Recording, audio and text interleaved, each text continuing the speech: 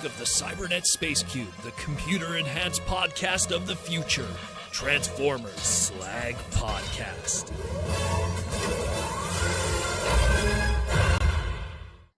What's up, everybody? How we doing? How we doing this Saturday night? A lot of stuff to talk about, but how we doing? My name's Proto Man.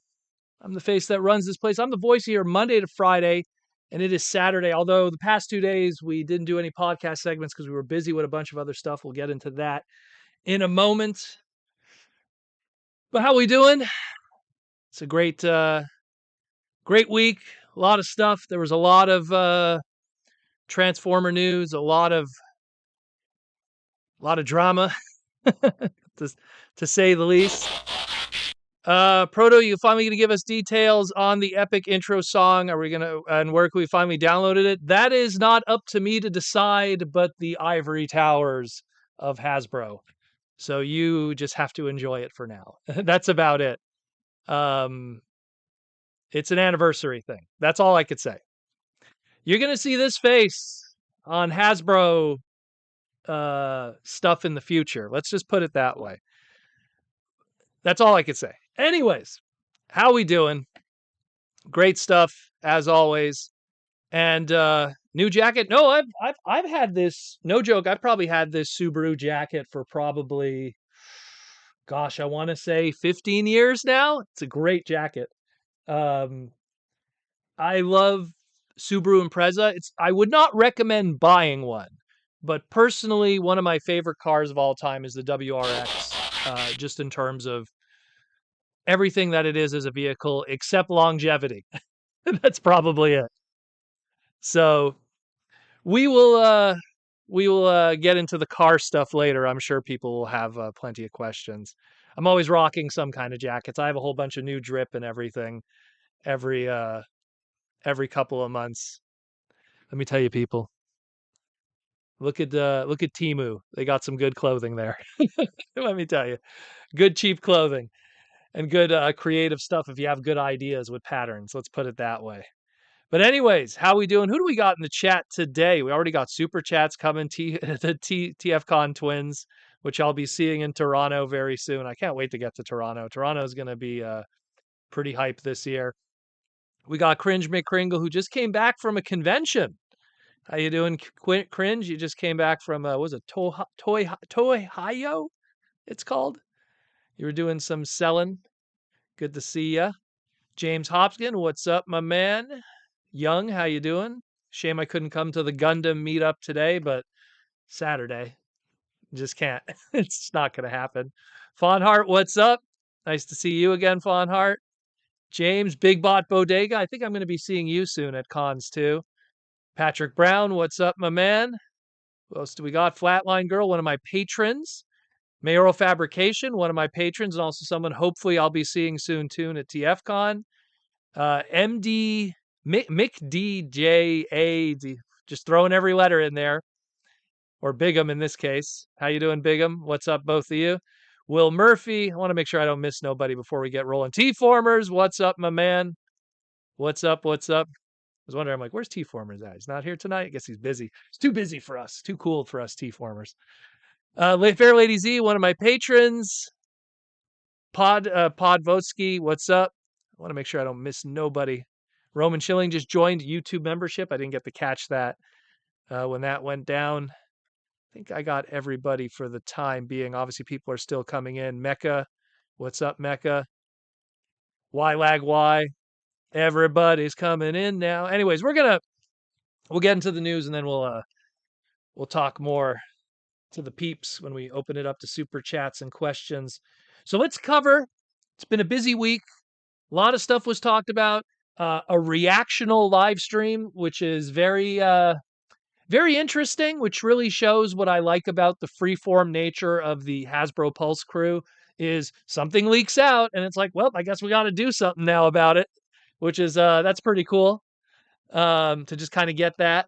But we're going to talk about something that I know it's been on the minds of all the fans. It's been the drama, it's been the arguments, it's been like, it's great to see this character after many years finally get a brand new toy. Oh my God, where has it been? I mean, let's all talk about it because I mean, I know everyone else is waiting to talk about. Let's talk about Swapticons, of course. Huh. Yeah. So wave 3 of the Swapticons. Oh yeah. So we got an Ironhide and Ratchet 2-pack, looking very Ratchet, looking a lot less Ironhide. We got a double Scorponok, in this case, double punch and Scorponok. Although I will say, the double punch is trying to be, I guess, the BotCon Japan colors, while the Scorponok is trying to be the Action Master double punch colors. Alrighty then. Whoever's working on Swapticons, I got some questions. Got a lot of questions. And then, like I mentioned, the return of a trademark. Actually, let me pull him out of the display here because he's actually in shot so many times. He's like up front, right up front and center. Up front and center right there. Backstop is back, yo. Backstop is back. And let's put good old backstop back there on the display, Cybertron display up front. Literally, backstop is like right there every shot in the show. Um, yeah, we got some double Rhino action, Rhinox and backstop, so that's great too. They could have even went with Rhino, the Mick Beast from back in the day, but still, hey, you know what? Look, I get it. I'm probably not going to buy any of these guys at full MSRP except that Hot Rod one. But I can't hate on these. I can't because we're getting the deep cuts. It's keeping the trademarks alive. You know, if you're someone who was like, hey man, Backstop was my first Transformer toy from Cybertron back in 2005, 2006. Hey man, you just got yourself a new Backstop figure. You know? Backstop's back. All right. Like T Former said, you know? So it's like, look, I can't hate on this stuff. Again, would I pay full MSRP? Is the stuff that vibes with me? Not really. They're not super cerebral.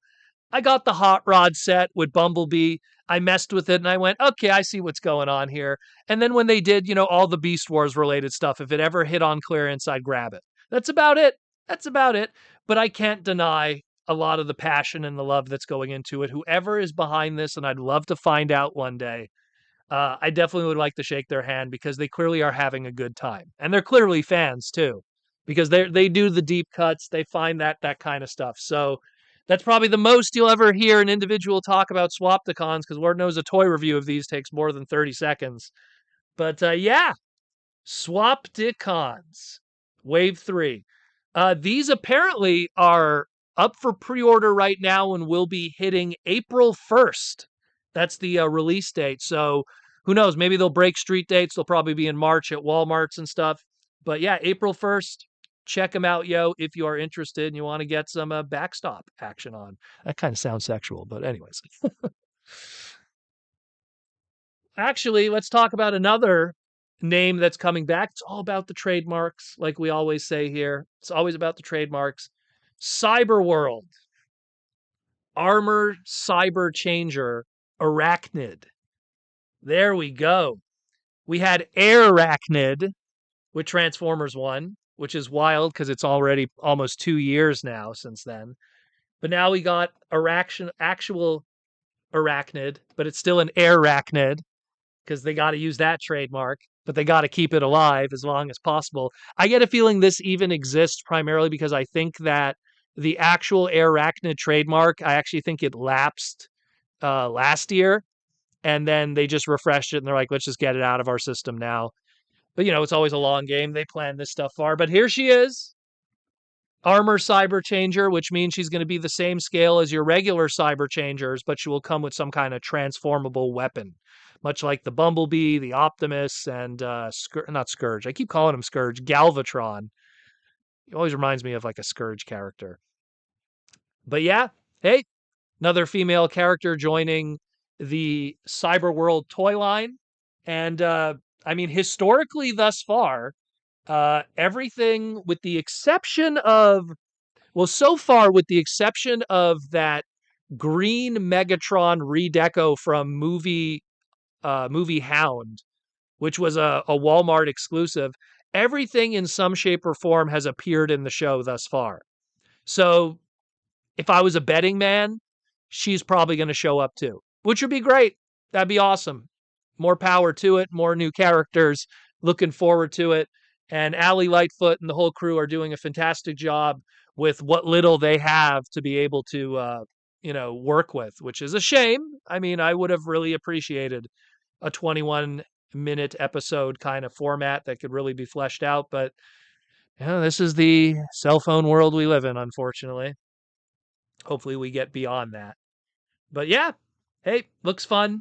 Reminds me a little bit of McDonald's Black Arachnia back in the day. If anyone remembers, back in 1998, they did a Transmetal McDonald's subline that had Black Arachnia, Dinobot, and Scorponok.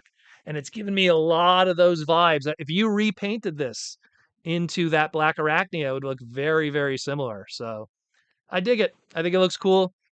More power to it. Bring it on. And let's just say we're going to be seeing and talking about more Cyberworld stuff over the next couple of days. A little spoiler there. So stay tuned for that, because this is a Amazon listing that leaked out, but let's just say some other stuff will be leaking out very shortly. And it's not my job to be the one to be leaking it out. I only do it after the fact because I don't want to be the one with the dirty hands like some other people. But yeah, that's that. Now let's talk about the Hasbro Pulse live stream. So a reactionary live stream. It went up. You had Mark, you had Evan, you had Nate rocking some drip, cool stuff. And some stuff we already talked about last week in length, some stuff that we talked about also before, but they had new spins on it, new images, new directions, information, designers. So you could go check out those individual segments if you want the crazy deep dive on every single release, who designed it, what's going on with that, little things like that. But there was some new images, new revelations. Best example being Power Glide over here. Transformers Age of the Primes Deluxe Class Power Glide. The fact that he comes with his alien mask from Hoist Goes Hollywood. The fact that we now get a nice shot of the inside of the chest, courtesy of Nate from his Instagram account, showing the little, I guess, suggested heart from The Girl Who Loves Power Glide. Great episode. David Wise episode. Fantastic. Mark making a mention that he made a faux rub sign on the alt mode of Power Glide also there. So if you see that rub sign, it does not work. It's just a suggestion of it working. So today's secret word is drip. It is drip indeed. Learn your drip. But yeah, I think he looks fantastic. Power Glide has had quite the journey for one of those, like, I'll call them a mid-tier character. Even though I love all the mini bots to death, but I will always admit, like, some obviously got more attention than others. And Power Glide was one of those mid-tier guys, but I mean, when you look at his toy history, it's like this guy had an Ultra Class and Classics, and then he had like a Legends repaint from Cybertron Jetfire, but then he had, a Legend scale, but a different kind of Legend scale, kind of the precursor to the Core Class, if you will, in the later, like, Thrilling 30 Generations kind of era, going into what would be the John Warden era in 2015. He had all kinds of stuff, and they were all great. They were all fantastic. He'd have a green repaint that was used in movie stuff. Like, it was all over the place. And I feel like we're finally kind of reaching that apex for what we could do with mini bots as a character, because when I look at masterpieces, especially when I look at Bumblebee, when I look at masterpieces, they're like, especially, like, when you mess with Masterpiece Bumblebee, you're pretty much messing with a glorified deluxe class figure. It's a deluxe class with more budget. And it's something where when I mess with these guys, specifically some of these, like the especially the Brawn and a few others, I pretty much go, man, these are just like, if they did a masterpiece of Brawn, how much better could it be than this? Like, maybe like an interchangeable face sculpt for reactions or like some extra accessories. And I'm kind of the same thing with this one, because I look at Sunstreaker from Masterpiece, and he came with a mask. He came with a bunch of other little things here and there. But at the end of the day, he was the best he could be. And I look at this Power Glide, and it's like, this is what a Masterpiece Power Glide would have been. Would have came with a mask, would have came with an opening chest. Maybe the opening chest would have had an LED light for the heart. Who knows? That would have been that extra budget. But I think he looks fantastic. And I look forward to the redecos that are going to come from this for sure. We're totally going to probably get some Go Bot love with Bad Boy. We're probably going to get, maybe the Rattler. There's the sky's the limit with this one, no pun intended. So very happy with this one. Great stuff. Then we have this guy here who we saw back at I want to say it was the Hong Kong toy show or something. We had a display, but now we got to see the packaging. He's up for pre-order with Animated Ratchet. We get to see all the accessories that he comes with, and he literally comes with everything the original toy did. So props to the Hasbro and Takara crew to pull that off, where not only does he have both of the electromagnetic, like I guess weapons, which by the way, those electromagnetics didn't come with the original Ratchet. You actually had to buy a third party kit created by Unicron.com for those. So to get those as a bonus and 4 weapons, really cool. Really, really cool. Looks great. I mean, is it 100% like that Derek Wyatt design? It's about 90% of the way there. If I had to still pick, I would probably take the original toy, but only because those original toys just had so much more budget for a deluxe class in that era. But the fact that within the limitations that they have, working with that hoist/trailbreaker mold, doing a partial out of it, getting all the extra accessories, which I mean, it's kind of crazy when you think about it. Four tools and 2 electromagnetic wrist weapons. I think it looks great. I think it looks absolutely great. Love it.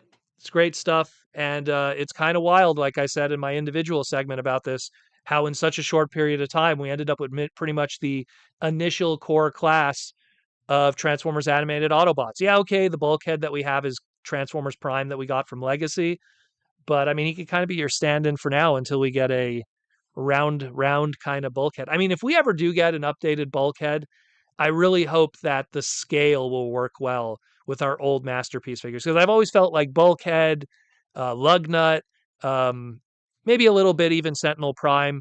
I felt like those figures could have been a little bigger. They could have been in that Voyager price point, and in the case of Lugnut, maybe a Leader price point.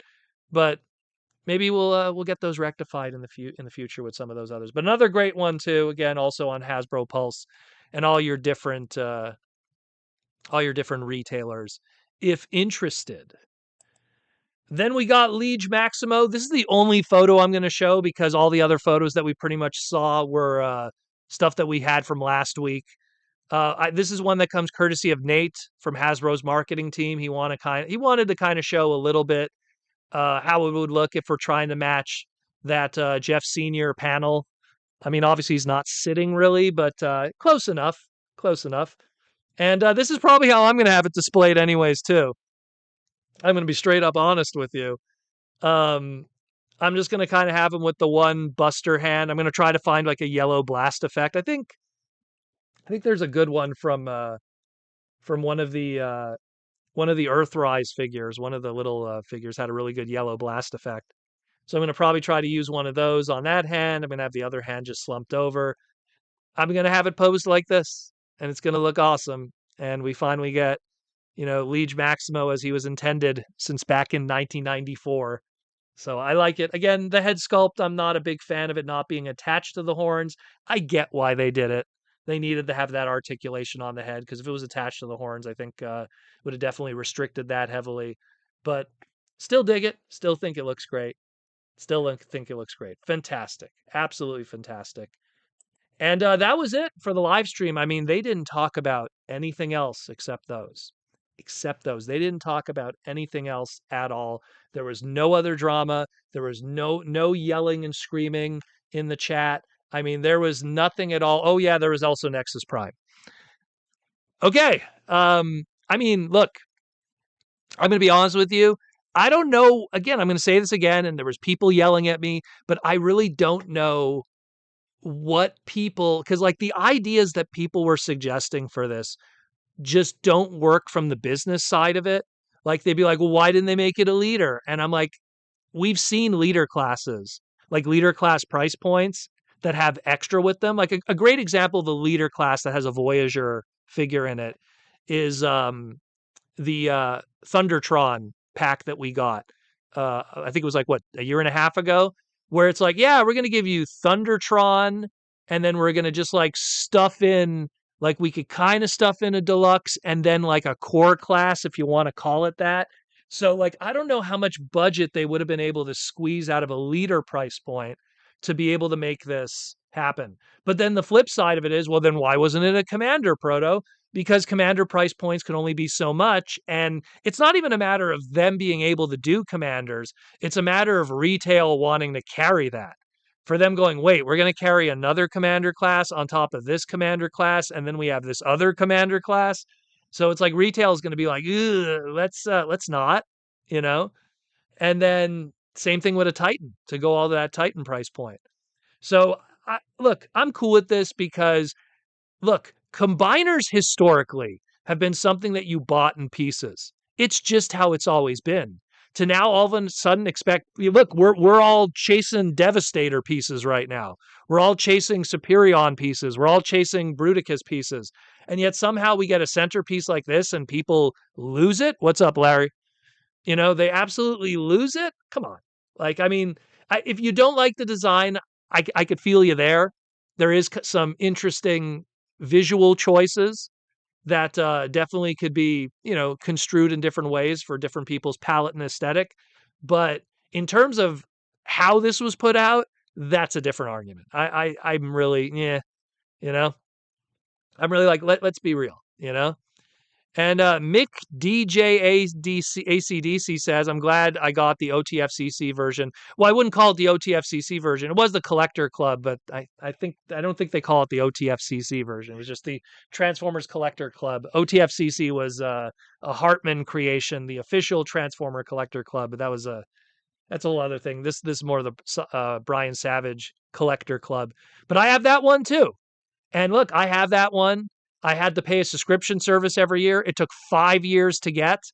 And yeah, that one's great. It has a little bit of clear plastic. It's a little bit fidgety at times, but it paved the foundation for this. I honestly think that this is Nexus Prime, and I think that they're going to call the combiner Nexus Maximus. That's what I literally think they're going to do.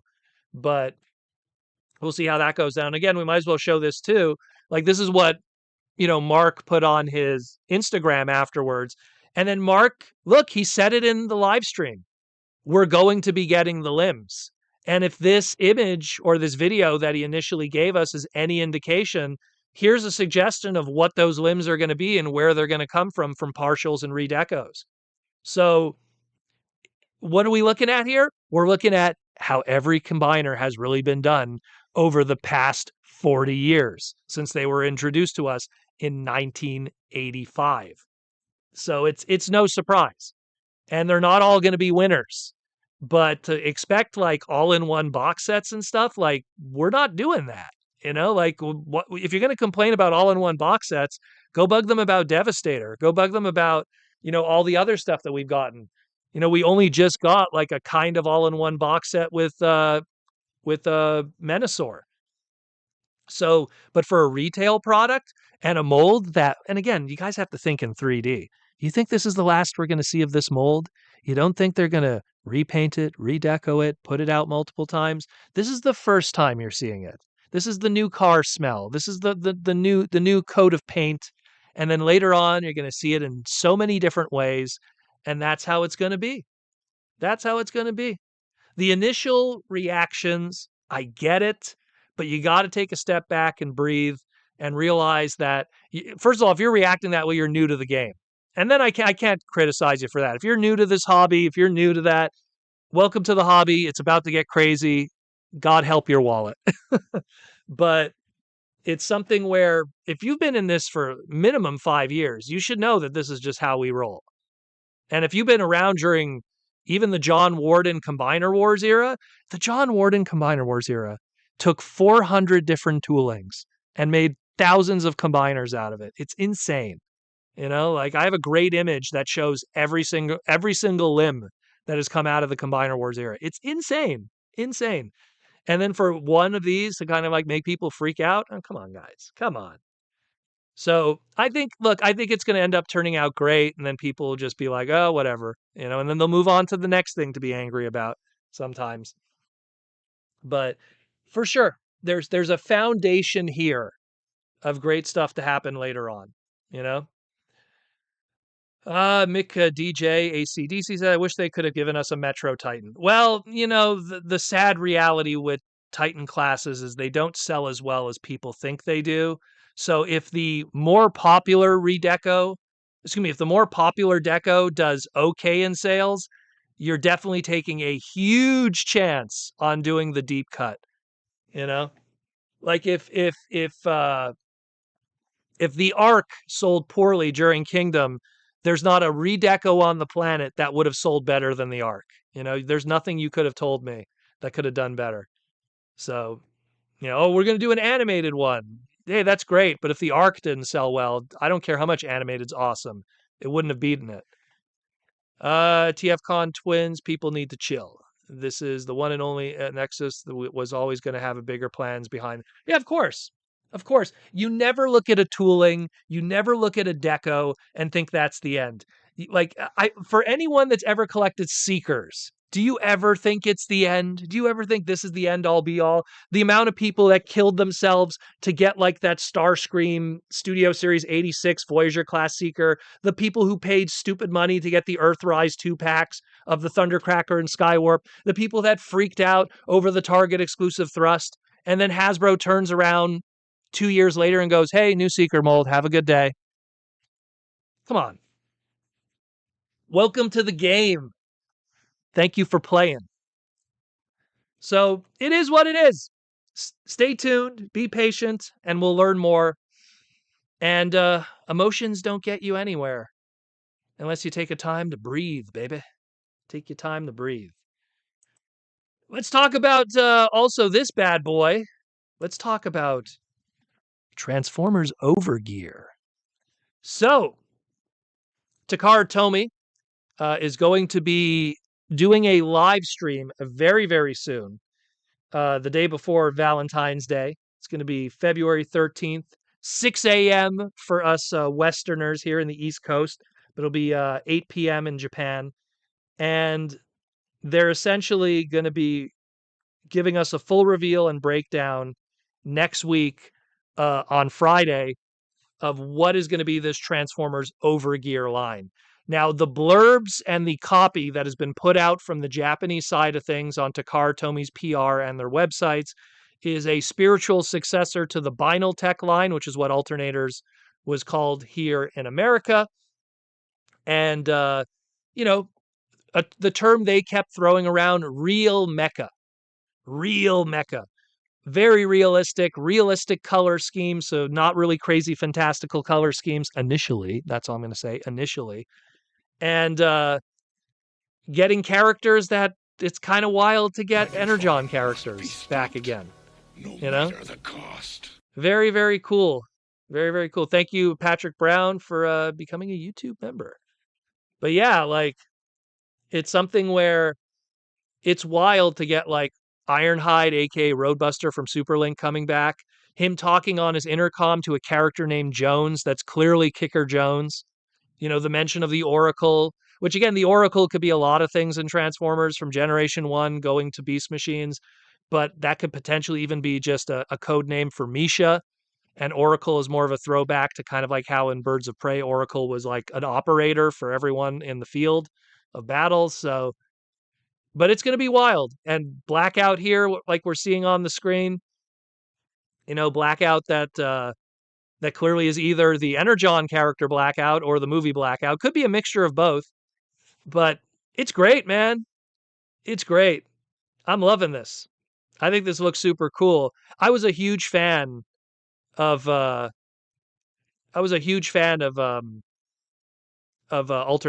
and Binaltech. So we'll see where this pans out. Patrick Brown, when will they show us the rumored Age of the Primes Armada Jetfire? Well, here's the thing. That's going to be a commander class price point. So are they just going to reveal a commander class willy-nilly just like that? Or are they going to save that for bigger events and shows? We have a New York Toy Fair coming up. We have a San Diego Comic-Con coming up. So, but just between the two of those right there are two prime opportunities to reveal big items. You're going to reveal a deluxe class, sure, you'd save that for a live stream or for a leak or something. But big commanders like that, always look for the tentpole events for anything. But yeah, hope that answers that. But either way, like, this is great. I think that the overgear system, from what they referred to in this video, refers to just the insane amount of weapons that these characters come with. Like, clearly, Ironhide here comes with that dual chain gun, comes with a whole bunch of knives and swords and smaller guns and everything like that. Blackout has all kinds of missile launchers and weapons and guns and blades and all kinds of stuff. So, craziness.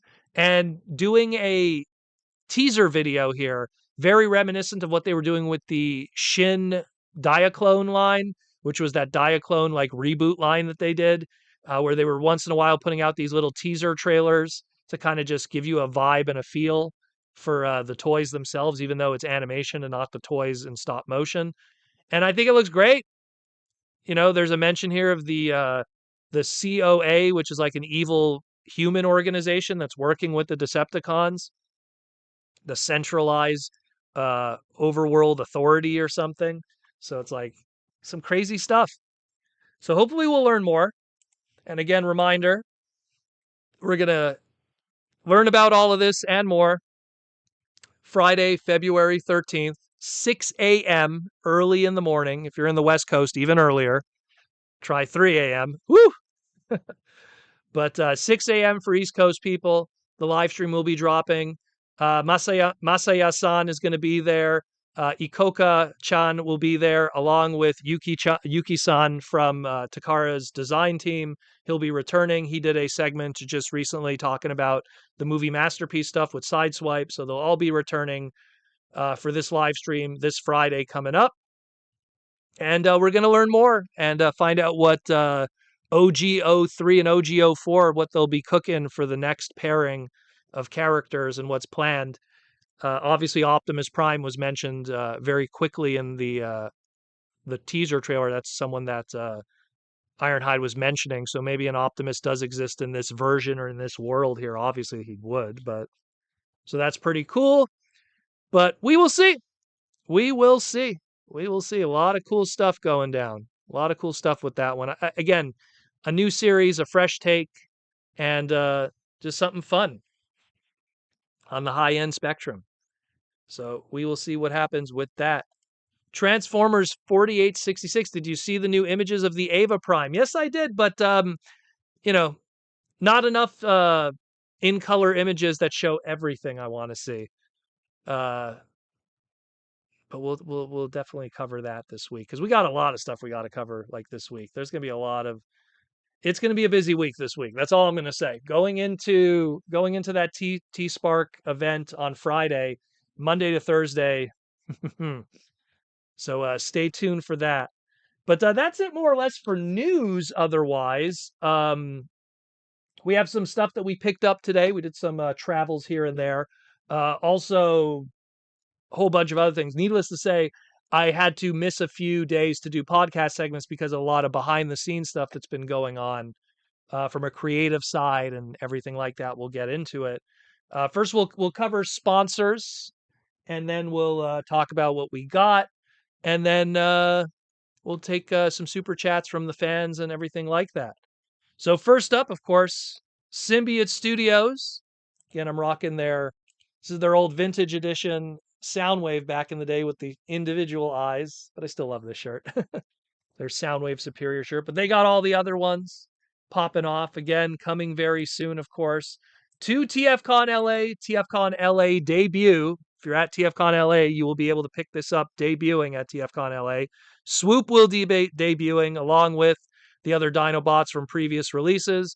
Check that out. Go pick it up. Again, if this is something that you're interested in, I sound like a broken record, but I can't stress this enough. If you are interested in this stuff, go to their booth first.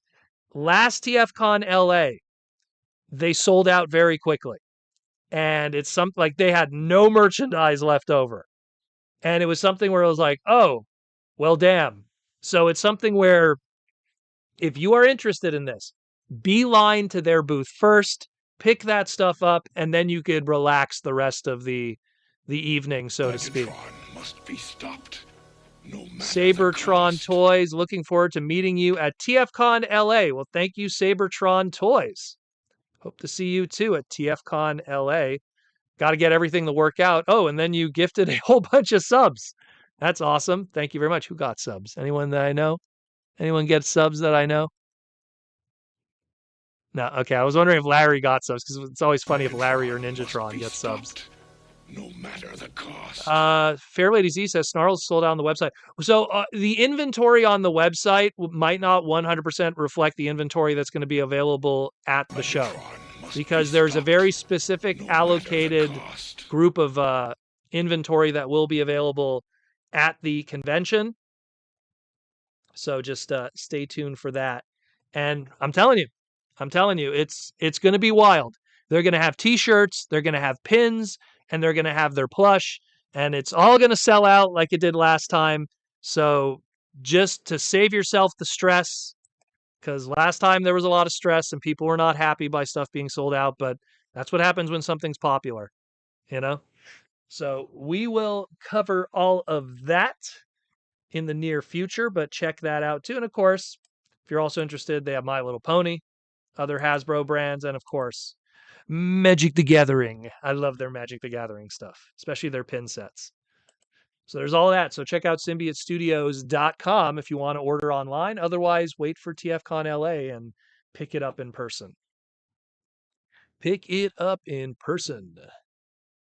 Then, of course, let's talk about it. The Toy Armada with Aaron Archer. So we have a new segment that has been recorded. It's about 80% edited right now. Um, it's a good hour and something long segment with me and Aaron Archer. I don't want to say what it is yet. I'll surprise you guys later when it goes live. I'm hoping I want to get it done by Sunday, Monday, because it was just a long segment with a lot of edits and stuff. So that will be available soon. That's one of the many things that we're eating into our time this week to do segments and stuff. But yeah, so stay tuned for that new episode of Toy Armada popping off very shortly. And of course, speaking of the Toy Armada with Aaron Archer, Aaron put up a whole bunch of new Posca paintings on his website, archermonster.com/shop. Look at that Energon Rodimus. Aaron gave me an Energon Rodimus, and it didn't look as good as that one. That one looks way better than the one I got. So so that Energon Rodimus looks awesome. The Mega Head Megatron there. You got Snowcat, you got Bruticus, the Hellhound from RID. You got the Classics Megatron. There's so many others there. Go check out all of those. Looking amazing. Archermonster.com/shop. Looking good. And own a one-on-one piece of history. When you buy it, you're the only one that owns it. Hand painted on the original 20 to 30 to 40-year-old instructions. Own a piece of history, frame it, put it on your wall. Say that Shia looks up to you. Shia thinks you did a good job. Even Shia's happy for you. So go check that out. Archermonster.com/shop. And then got to promote myself. So again, if you haven't already, out this month already, in last month actually was issue number 0 of Mega Man X that me and Chamba worked on at your local comic book stores, but literally coming in a week and a half from now. And this is what also ate up a lot of time. Issue number 1, the true issue number 1, because it was issue number 0, February 18th, 2026, New Comic Book Wednesday, Mega Man X, the ongoing series begins. Written by me with art by Hanzo. And these came fresh off the printer just 2 days ago. And man, oh man, I am excited. I'll give you guys one little preview. Just one little preview. This nice little piece of art from Hanzo. Oh, look at that. X getting out of the capsule. He's got his boots and he's got his helmet upgrade. So check it out. That'll be hitting comic shops February 18th. We're going to have a whole bunch of covers. These covers are the ones that are available at your local comic book store. The all girls cover there on the bottom left will be an Udon web exclusive. And then we have 6 other store exclusive covers. I just want to address something because people were wondering. So, how the store exclusive covers work is when a comic book is really popular, other local comic book stores all over the United States want to participate and have their own cover. So, they pay an upfront license fee to be able to have their own exclusive cover. Now, how many units they want, that's their choice. If they want 100, 500, 1,000. So stuff like Top Shelf, Mile High Comics. I mean, I could just name a few. Hold on, just for this month, I just got to remember. There were Syndicate Comics. There were Syndicate Comics that wanted Shopville Comics, Mile High Comics. There was just a few. I can't show them because they still haven't been revealed yet. But so there's a lot of covers. I apologize for that. I know there's people that want to buy every single cover as completists, but you can't control what those individual stores want. They want to be part of this. So it's been pretty wild. And it's been extremely popular. It's been very well received. Again, thanks to the fans who picked up Timelines #1 when I wrote that 3 months ago or so, or 4 months ago. So I mean, I'm losing track of everything because I've been writing so much stuff recently. But this will be happening February 18th, 2026. I will try to bring a limited amount of comics with me. The problem is comic books are heavy, and there's only so much one could bring when you're crossing over the border by a plane. You know, it's very heavy. It's like, I mean, just the suitcase alone is going to be $70. You know, thank you, modern aviation, and how nothing is a checked luggage anymore. That's free. So, needless to say, there's only so many I'm going to be able to bring. So, what I heavily suggest, go to your local comic book shop, support your local comic book shop, tell them that you want this, they'll get it for you, and it'll be great. You know, the numbers that I'm bringing is more, look, if there's someone who can't, if they live in the middle of Timbuktu or they live somewhere that just doesn't have comic shops, get it from me then.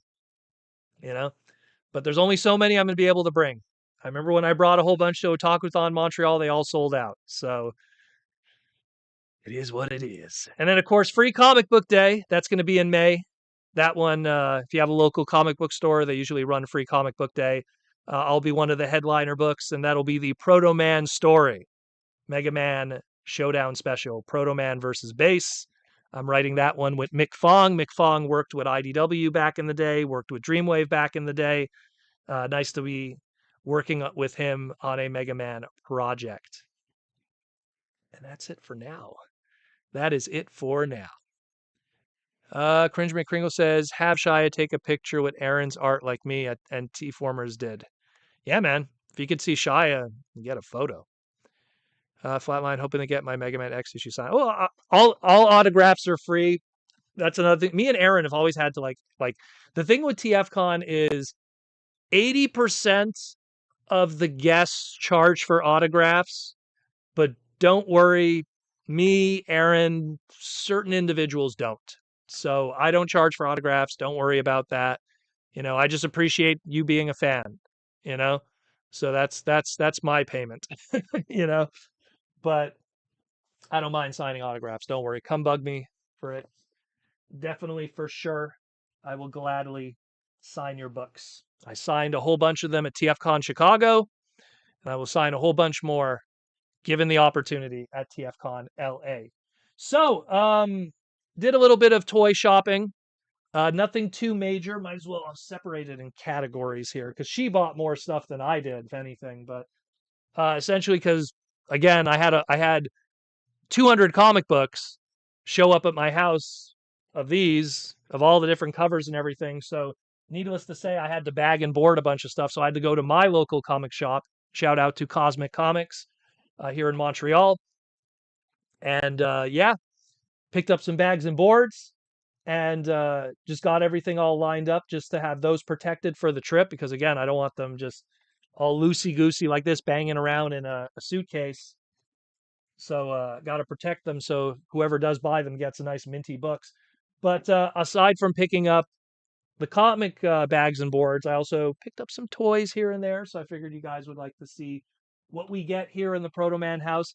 A little bit of everything, because so also again, if you're part of the Patreon, might as well plug it. But if you're part of the Transformer Slag Patreon, we have a section that's part of our Discord that talks about sales and deals all over.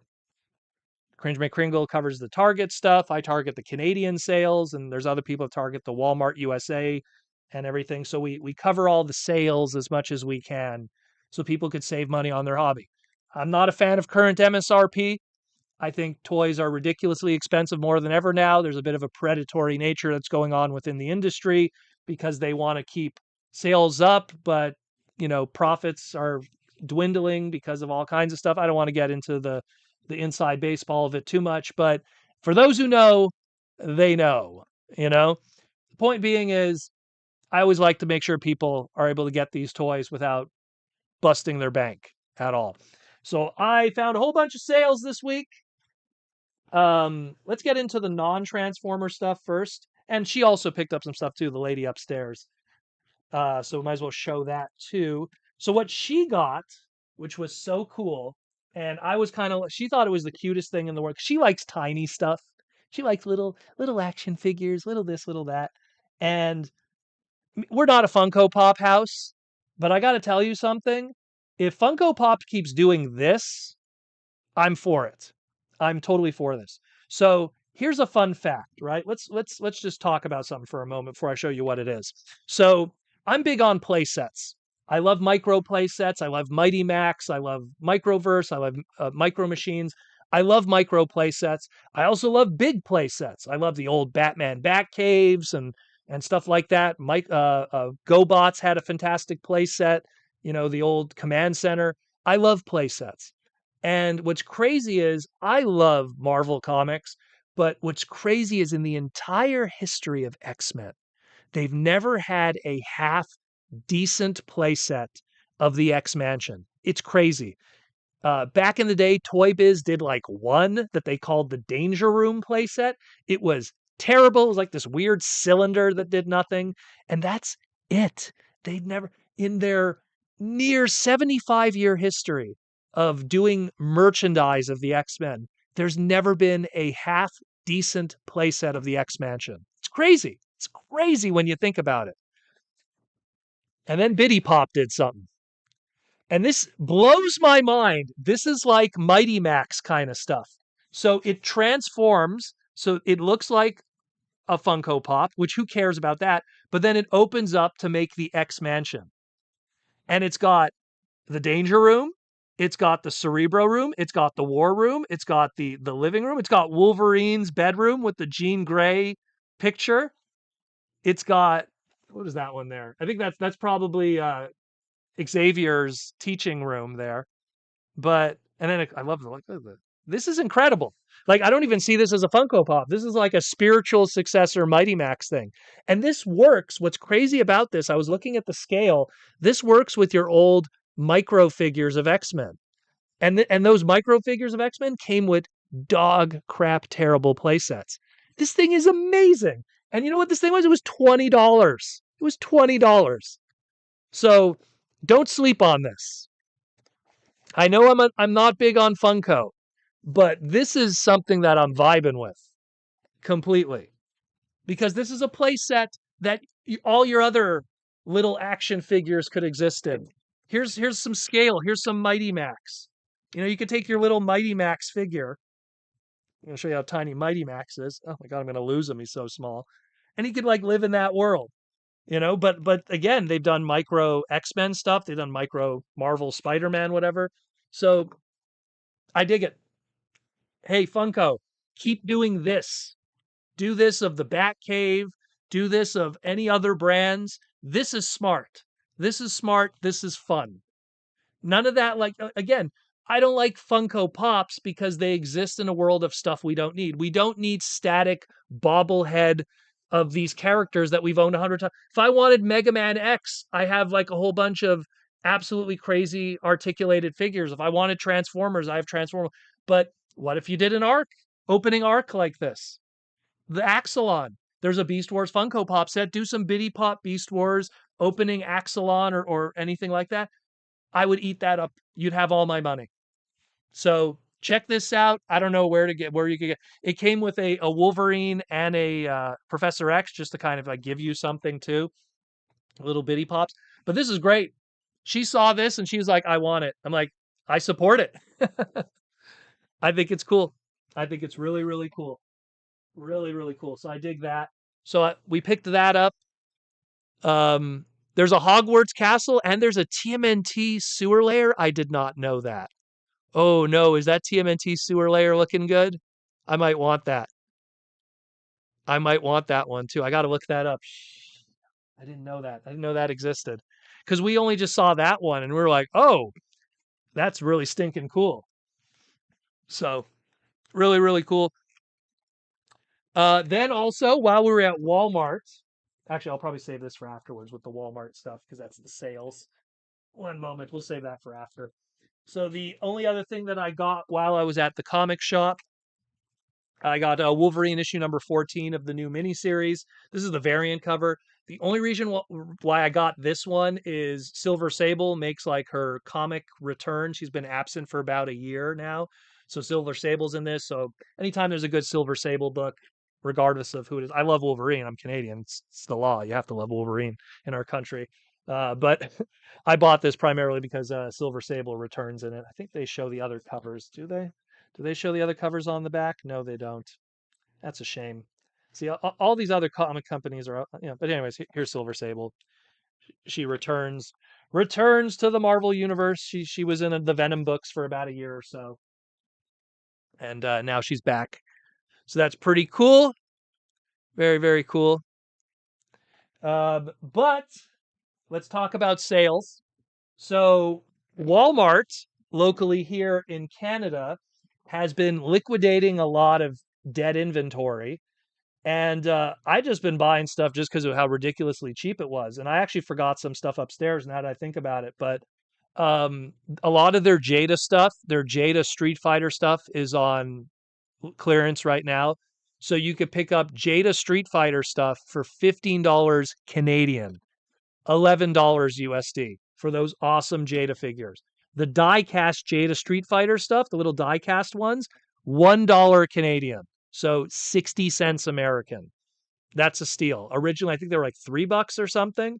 So like 60 cents USD, $1 Canadian.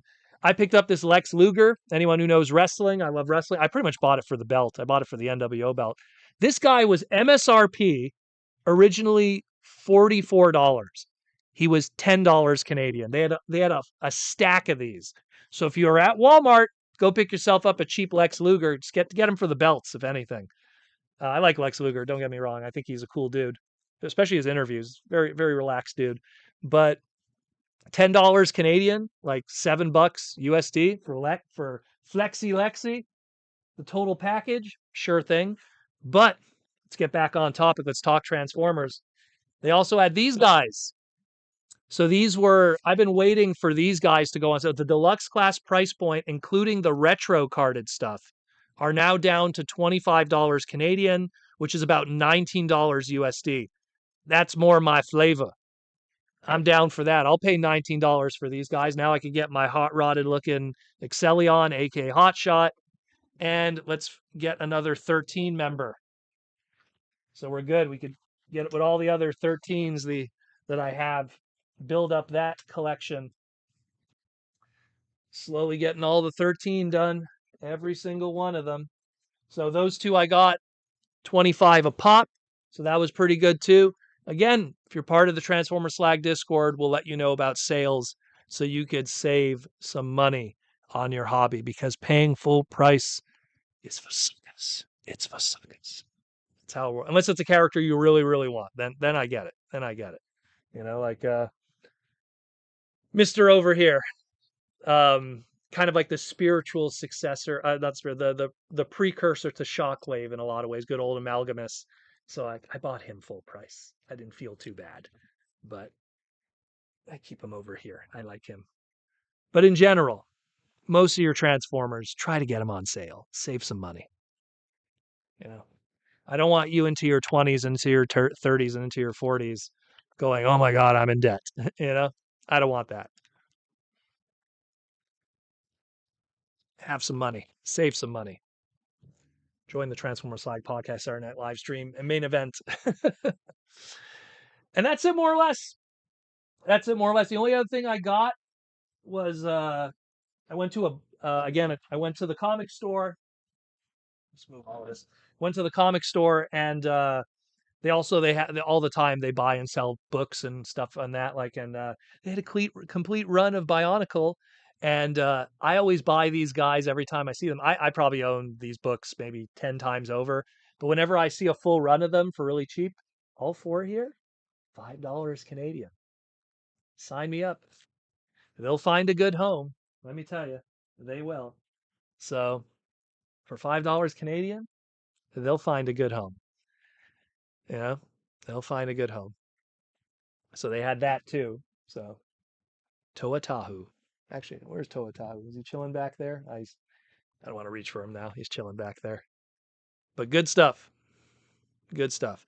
But let's open it up to some super chats. And how much time we got left? Oh, we got like 55 minutes left or so. So we'll open it up to some super chats, talk about the rest of the evening. TFCon tweets. TFCon tweets is the TFCon channel Twitter account. TFCon Twins. Sick Bionicles was a great toy series. Fantastic series. I always say for most 2000s kids, I was an 80s kid, but for most 2000s kid, it kind of was like their introduction to model kits in a way. I know it's Lego, but it's like it always felt like it was more like what would be later on Blockies or what would be later on YOLO Park and stuff like that, but much more customizable, has really good lore and storytelling. And if you're a Transformer fan, I mean, I don't want to spoil with the 30-year brand like Bionicles, but the story of Bionicles is very Cybertronian. Like it's very similar. Right here, Snell World. I'm buying all the old Marvel original one. Which one are you referring to, my friend? What are you referring to, Snell World? But yeah, those Bionicle books, like, because they all the time, how that store works is a lot of times people just bring in books on top of it because they deal in comic books. That they're a comic book store, they deal in comic books. Once in a while, they'll have action figures, but mostly comics. But the owner of the store is really big into fantasy books like Dragonlance, Magic the Gathering. I could go on and on. And so he kind of has a whole section that's dedicated to new fantasy books and like a buyback system of old fantasy books. So he's the kind of person that'll buy your old Dragonlance book, your old D&D book, and then he'll resell them. So, but people will bring in stuff that he'll look at these Bionicle ones and he'll go, okay, I could see a market here for these. So he'll buy them, but he bought like this set and he put it for $5 for all four. And I was like, thank you, sir. I think I will. Big Bot Bodega with the $5 super chat. Proto, do you think a Voltron HasLab could redeem Hasbro after Tron? Well, I mean, Big Bot, the first thing you got to ask is, how much do you think Hasbro is going to ask? Because think about it. Let's say they do an OG classic Voltron, right? Are we talking something that's going to have little minifigs that could go into the cockpits? Is it going to have a light up feature? What are going to be the stretch goals? Are they going to include like, oh, the blazing sword? But if we meet this stretch goal, the blazing sword will have an LED in it, or we'll have a stretch goal that gives the little minifigs. Like you don't get the little pilots unless we meet this stretch goal. And then the next question is, now that we have those silly stretch goals, what are they going to ask? Is it going to be $200? Is it going to be $300? Is it going to be $400 in a world where I remember buying complete like when Voltron, the third, I think it was called the Third Dimension, Defenders of the Universe, Third Dimension, the CG one that was in the 90s. I remember buying a full Voltron box set. It was fantastic. Had all kinds of great ABS plastic. Granted, this was like 1999, 2000, but so it was a different era of toy distribution, but I think I paid $30 Canadian for that. So something that's a little larger and maybe has an LED light and has some cockpit pilots, and they're going to ask $300. I have too much of that muscle memory of what it costs to make this stuff. And you're not going to get me. You're not going to get me. I'm going to wait for a sale. So HasLabs, I'm always hesitant. I'm always hesitant because they're going to go HasLab, adult aimed wallet. They got the money. We could ask 120, but let's ask 220. Yeah, let's ask 220. Is that too much? No, it's not too much. And that was the Tron one died a slow death because you can't disrespect your audience. You can't get greedy. I get it, the guys in the ivory towers at Hasbro. They want to meet their next Q4 quota, got to get that profit margin. Oh no, what, the feds are on us now? No surprise. So, look, there's a lot of people in that company I love that are great people. And then there's a lot of people in that company that I hope they get the F out of there. Otherwise, that company's not going to exist and it's going to end up merging with Mattel, and that's going to create a whole bunch of new problems. Do you want a monopoly in the toy industry? No, you don't. You know? So that's kind of my long, short answer for that one. Big Bot Bogea. Draco Rex with the $2 super chat. Will Nexus Prime get his own combiner frame? If Mark's image is like, look, Mark is very tongue in cheek when it comes to him showing this stuff. I think he's genuinely showing us what is going to happen. I think that those limbs are going to come out at some point, and for all I know, this is how I see it. Take it with a grain of salt. They're going to do either a 4-pack where you're going to get everything in one, including those limb parts in the skeleton, or they're going to do 2-packs that are going to be at leader class price point or a commander price point. Who knows? Probably commander. Knowing how it is, probably you'll get 2 commander class price points. Maybe they'll be Hasbro Pulse exclusives. That I do not know. But I know that we're going to obviously get a mix and match of the Superion with the Bruticus pieces and make that happen. And because if Mark is showing it this way, there's a reason why he's showing it this way. There's no reason for him to mix and match unless something is truly suggested. So that's what I think. Could be wrong, but if you've been paying attention to how Mark shows stuff off and everything, it's usually leading you to what is the reality. So that's the way I see it. How it's going to be distributed, I don't know. 4-pack with everything, 2 Commander Class 2-packs, web exclusive, store exclusive, San Diego exclusive, or just retail. I doubt it, just retail. I think the one place you won't find it in is retail. And I think a big reason for that, and that goes back to what Evan said, which was very, very, very good, because Evan, what he brought up is something that we talk about here on the podcast, and that's the legal stuff. The legal stuff. Let me just pull down this. You cannot, on packaging, cross-sell something that isn't available already in the brand. You could cross-sell, hey, if you buy this, it's compatible with something that came out last year. Okay. You could put on the packaging, hey, this is compatible with something that's going to be coming out this year later on, like this year in the next 6 months. That's fine. But you can't cross-sell something that potentially might not even be available in retail. If you cross-sell something that's only available as a Hasbro Pulse exclusive, technically, you could sue Hasbro for false advertising.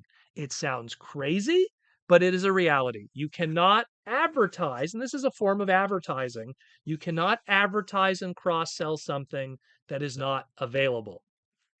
And if they do that, and then you get some crazy person that goes, oh my God, like those 4 limbs, you put it on the Nexus Prime box and there's no way for me to get it outside of Hasbro Pulse, I'm going to sue you because I invested my whatever, like 40, 44, 45.99 at Walmart on the belief that I'm going to be able to get these other products that you cross-selled on the back. That is false advertising. I'm going to sue you. And you know what's going to happen? Hasbro Pulse and Hasbro is just going to settle with that individual and send them a box of toys, and that's going to keep them quiet. They don't need the headache. Just leave it off. And it gives them another thing to reveal in another 6 months and make another live stream, which you know is going to do much better for them than just showing it right there on the package. It is what it is. The live streams are different. The live streams aren't a promise of advertisement. The live streams are there talking and they're discussing stuff and they're talking about things. None of it is a promise in there. If they say something in the live stream, it doesn't happen, it's not legally binding. Unlike a purchase of product where you're protected by the Consumer Protection Act. That's how that works. Welcome to America or Canada. So that's how that works. And I like that he brought it up because this is exactly what we talk about here. No shade thrown at other podcasts, but those other podcasts and those other Transformer content creators don't talk about this stuff. They're too busy going, not purple enough, you know? So, different story. So I hope that answers that. Draco Rex. Mattel Collector Voltron was 270 in 2012. Jesus, if it was 270 in 2012, oh my gosh. And we had 3 huge inflation bumps since 2012. That thing would easily be like $600 today, if not more. And no one's paying that. No one is paying that. So yeah, definitely not happening on that one. Ashton, my wife is a huge Voltron, has a huge Voltron collection. Well, that's awesome. I have a modest vintage Voltron collection, like the old Panouche figures of the pilots and stuff. I have a few carded ones. I have a few loose ones because those were pretty cheap to get back in the day. And then when the third dimension came out, they did a lot of the pilot figures with the helmets and stuff. And I picked some of those up on the cheap because Zellers back in the day, Zellers was our version of Target here in Canada. Zellers always had those on clearance like all the time because those did not sell well. So and in all honesty, the 3D third dimension show wasn't that great, but it still was a cool Keith action figure, Allura action figure, you know, Chunk action figure, Hunk, excuse me, Hunk action figure. So at the end of the day, it's still really cool. Still very, very cool. T-Formers 2000. Remember how when people first saw Menasor, they complained the lack of Scramble City, but now 3 Tims and they're actually a level. It's always like that, though. This hobby, this hobby has this weird circular style of how things go, where it's new thing comes out, it's the worst thing ever, followed by, actually, it's not that bad. Okay, I actually like it. And then the new thing comes out and it's the worst thing ever again. And that's always been the cycle. There's been very few things in Transformers that have held hate. Maybe like Night Scream. Look, there's people that like Wheelie now. There's people that like Daniel Witwicky now. There's like stuff that's always hated. Geez, Beast Wars back in the day. You had camps. Beast Wars is the worst thing ever. It ruined Transformers. While on, it was probably the best thing ever to happen to Transformers. But we don't listen to those people. Let those people scream at the sky. So yeah, I agree. Horned Owl, what's up? What's up, Horned Owl? TFCon Twins, what's your top 3 of the 10 primes released thus far? I'd have to say, obviously, Onyx Prime is easily number 1. That anyone, like, if you get one of the 13, it's Onyx Prime. That is just such a, like, I'll be honest with you, that's one of the few times I'm surprised that that's in that price point. I mess with Onyx Prime and I'm like, this could have been in a Commander box. And I know that's a hot take, but it's that good. It's that good. So I really like Onyx Prime. That's like a first place. And then a distant second, probably Amalgamus. I really like Amalgamus. He's really fun. I like that you could kind of like make all the different vehicles and weapons and stuff like that. I love the transformation cog. I like his weapon, even though it reminds me of something out of Fortnite. If you know, you know. He's super fun, and I would love it if they did a redeco of him into Gats Blocker from Diaclone, and I kind of hope that they do. So I'll give second place to him, and third place, I'm going to give it to Megatronus. I'm going to give it to Megatronus because of all the flame stuff and everything. Looks really cool. I find, and no offense to like Solus. Where's my Solus figure? I have her nearby. Like Solus. Look, she's fine, but again, she's a cool chick with a hammer, but she's not like, oh my god, this is the most awesome figure ever. It's just, hey, it's a blacksmith female transformer chick with a hammer. Very cool, but like not like, oh my god, top 5, top 10, top this. Uh, same thing with Prima Prime, who I have there up there. Prima Prime, it's a dude with a sword. It's cool. It's the first Transformer. He has the Matrix. He has the Star Saber blade, but it's a dude with a sword. So in terms of like, oh man, this is just, look at this, the engineering, the sculpt, the detailing. I got to give it to Onyx Prime. I got to give it to Amalgamus, and then I'll give it to Megatronus. Those three easily, easily. And unfortunately, those are like the upper price point. Obviously, like you could say the 13th Star Convoy, aka Star Optimus, but I almost don't even count that. And that's the one that has Hot Rod. So think about that for a moment. If I'm not including the Hot Rod one, that says a lot. That says a lot. Um, where are we at? I hope I didn't miss nothing. Ashnud, Nice Voltron are 700 and they sell out quick. Oh gosh, what $700? $700. People take that $700 and put it into a Vanguard index of any kind of stock and then forget it. And then come back to it 20 years and you are going to kiss me on the lips. Trust me, don't do it. Don't kiss me on the lips. But the point is, you will kiss me because you will thank me for that. Please. That's irresponsible, $700 like that on a Voltron that's going to sit on the shelf and not do anything. That's sometimes, guys, you gotta, and this is coming from the guy who's got this madness behind him. Trust me, I've made those mistakes so you don't have to. Granted, I learned from those mistakes and I've pivoted since then. Those mistakes I made I learned in 2003 and then, pivoted because I went crazy in the 90s. And then in the early 2000s, when I got my first job, I got crazy with the money. And then I went to BotCon. When I went to BotCon, I had that epiphany when I saw how all of last year's product was cheap as hell. Loose complete, wasn't boxed, but it was cheap as hell. And then I went, oh yeah, this stuff goes up, it's MSRP, and then it goes down. And then that's when you grab it, And then you could save money that way. And what's up, Aaron? How you doing? What's up? What's up? Uh, Solus, dare I say, is soulless? Again, it's a deluxe class that isn't really like reinventing the wheel. It's a simple figure that no surprise was one of the 13 that were part of that Black Friday clearance. You know, I'm not saying it's a bad figure. It's more just don't pay full price for that one. Get it on sale. Get that one on sale. Uh, but yeah, totally, totally. Come to TFCon, Aaron Archer. Trust me, he wants to. He just can't. He's busy. Trust me. I'd love it if Aaron joined the madness on the biggest show of the year.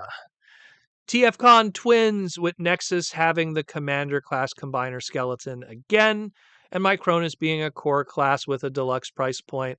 Hasbro made all 13 across all the price points, and that's pretty cool. Well, yeah. And look, the whole point of the 13 is representing every walk of life of Transformer, not just in terms of price points, but you got your Beast, you got your Female, you got your Combiner, you got your Micro Transformer, you got your like crazy weaponsmith, you got your Combiner guy, you got your spiritual dude, you got your organic dude, you got your the first, so Matrix bearers. That's kind of the whole point of the 13 is that it's those pieces that make all of those tropes that is Transformers today.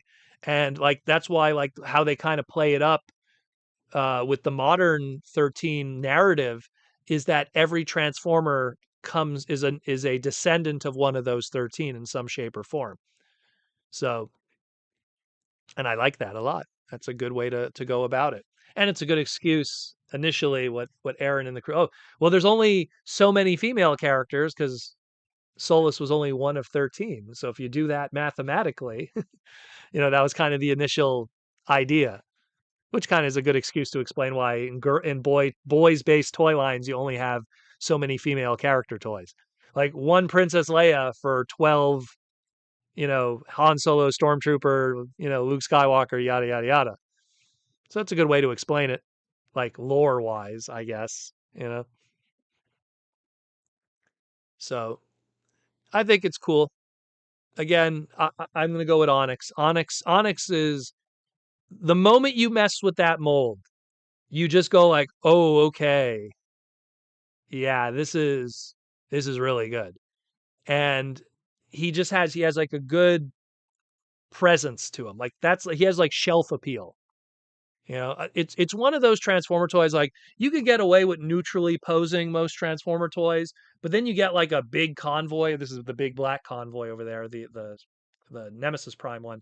But then you get like a big convoy or something where a neutral pose just doesn't do it. Like they just have a presence to them that you got to have it in a cool pose. And Onyx is one of those. Onyx is definitely one of those for sure. Let me just move the mouse here on the second screen. Media Max, what's up, man? Proto, how would you feel about a Beast Wars 1-to-1 remake with modern graphics? Beast Wars is a modern meme now. Could it do well? Number one, I think Beast Wars would do. Here's the thing. Modern CG today cannot do what CG back in the 90s did.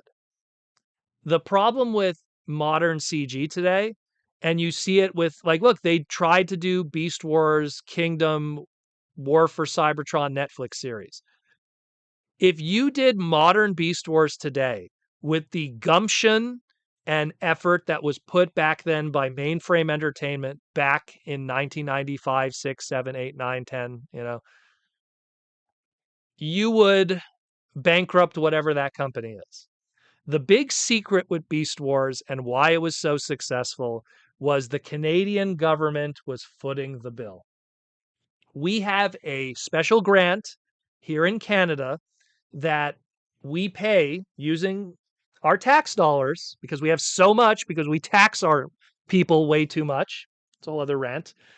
But we use our own tax dollars to help creative people be creative. And there is a tax relief fund for CG in the 90s. So every Beast Wars episode, if you watched a Beast Wars episode, I believe it was if you watched a Canadian version, meaning the Beasties versions, during the credits, I have a screenshot of this. I keep it on my computer. In the credits, it says paid for by the Canadian government, blah, blah, blah, media fund, whatever. So if a Beast Wars episode costed $2 million an episode to make, our prime minister back then, Jean Chrétien, okay, sure, no problem. That was it. Today, it can't happen. It can't. No one would agree to those situations. That it would have to be that movie Transformers 1, like Transformer 1 budget, and no one would agree to that. And to get a union-based voice acting crew that is the Ocean Group, Gary Chalk, Scott McNeil, Ian Corlett, some people that are no longer with us anymore, so we'll kind of like put that aside, but it almost can't be done. See, and this is a hot take. I think Beast Wars and Shadow Raiders CG back then 30 years ago is better than most television children's cartoon CG today. I'm not comparing it to movie CG and their budgets. Go on Netflix, pick any random Korean made, because that's the ones where they're all coming from, Korean made CG show, or Camp Cretaceous, or whatever it's called, Jurassic Park, or Pac-Man Pac World, or Mega Man not powered up, charged up. Any of those.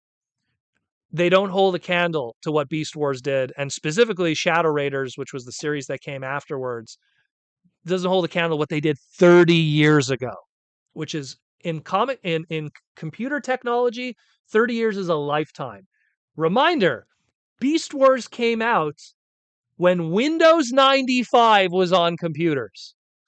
Beast Wars came out when your modem was a 56K going and a MP3 file that was 3 MB took 15 minutes to download. Beast Wars was a marvel of engineering. And anyone that says Beast Wars is crap knows nothing about the industry, about computer graphics, about toy design, about toy marketing. I could go on and on. They know nothing. They just have a nostalgia for car, truck, not monkey. You know? That's it. The original Beast Wars game was good. Well, which one are you talking about? If there's one thing that's bad from Beast Wars, it's that first Beast Wars game by Hasbro Interactive. Oof, that one was kind of rough. The one that was on PlayStation and PC, that one wasn't good. But Beast Wars Transmetals, that was better. Not great, but that was better. Yeah, Beast Wars was subsidized by the Canadian government. So was Reboot. So was Shadow Raiders. So was Max Steel. So was Action Man. All those CG shows you saw in the 90s. Canadian government. My tax dollars. Here you go. When you live in a state where you pay 3% tax, 4% tax, maybe 5% if you're feeling spicy, I was paying 13.3% tax in Quebec. So Beast Wars could exist. Okay, I'm not going to take credit for it, but the point is that's what's going on, you know? Not all of it is free healthcare. Some of it is Beast Wars. You know, but that's, you know, a good example of what Ninjatron is saying there, because it's true. That's the reason why a lot of movies are filmed in Canada. Look, Rise of the Beast, Beast Wars. Rise of the Beast was filmed here in Montreal. I was on set. Why? Because the Canadian government gives you a tax break on that. Come work, come do your stuff here. We'll give you a tax break. Make New York, make Montreal look like New York. Have Proto Man in the background doing this. You know, I wish I was able to do that. They were filming during the Big V, so they were very, very strict with how close you could get to actors and stuff. They didn't want anyone getting sick. But the moment like it was like cut, masks up instantly. TFCon twins, absolutely agree, Aaron. There's no way to properly bring back the magic that happened with that show. What did Aaron say? What did Aaron say? I missed it. What did Aaron say? The greatness of Beast Wars was based on the limitations. Oh yeah, of course. Well, the beauty with Beast Wars with limitations, I totally agree with that, Aaron, because they couldn't have so many characters and how long it took to rig and create models led to them having a smaller cast, which led to having an amazing cast of characters that you could flesh out. If it was like Generation 1 where you could pull 30 characters, like Generation 1, the very first episode of G1 starts with practically almost everybody. You have almost all 14 Autobots and all 9 Decepticons, including ones that weren't available from the original 1984 lineup. So Shockwave was there, Reflector was there. So all of these characters were introduced so quickly that tell me what you know of Huffer out of like his 3 major appearances over a span of 98 episodes of Generation 1 before he was unceremoniously put aside and mentioned to be dead. Oh, there's Huffer's tomb. Oh no. I don't think Huffer died. I think that was a mistake, but whatever. TFCon Twins, as Proto said, lightning in a bottle. Mainframe was such a great company with those shows. Shadow Raiders and Reboot was also great. Shadow Raiders is amazing. Shadow Raiders hold like out of all the shows that Mainframe created, Shadow Raiders has the best CG.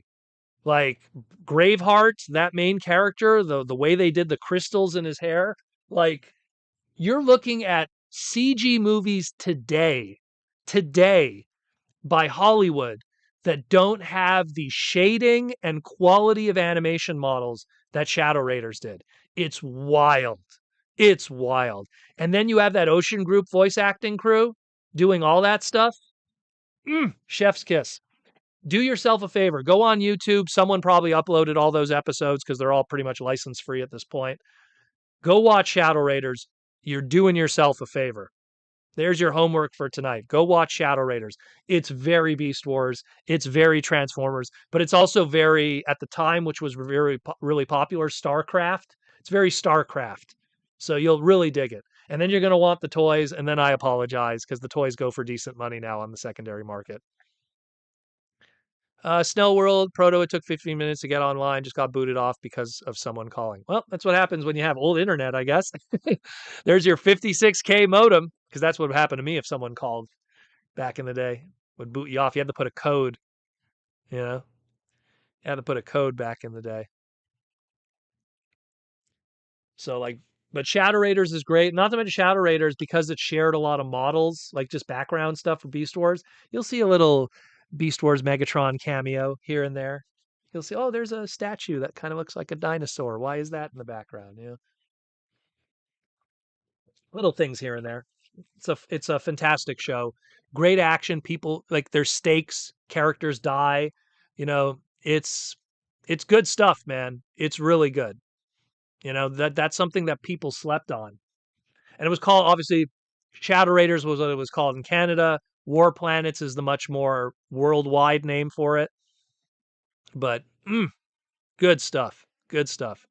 I think I have in my inventory, because I have like inventory from running conventions. I think I have some extra Shadow Raiders play sets still. I'm not sure which ones, but I know I have some extra ones, and they were amazing. Amazing. Good stuff.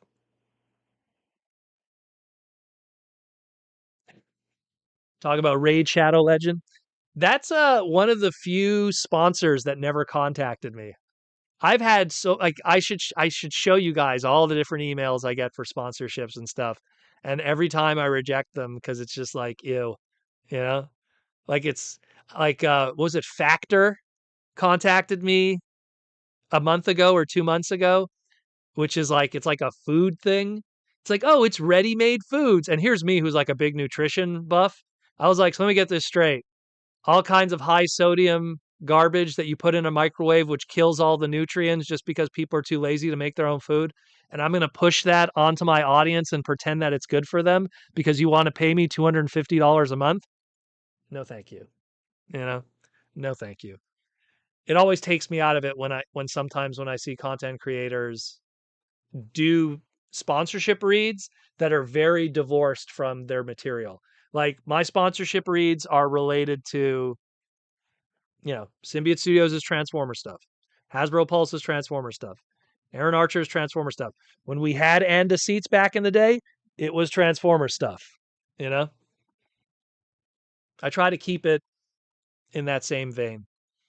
You know, so if you are trying to send sponsorship, guys, whoever it is that's listening, think about what it is first. I don't need the money, but if you do want to give me money, I rather it make sense.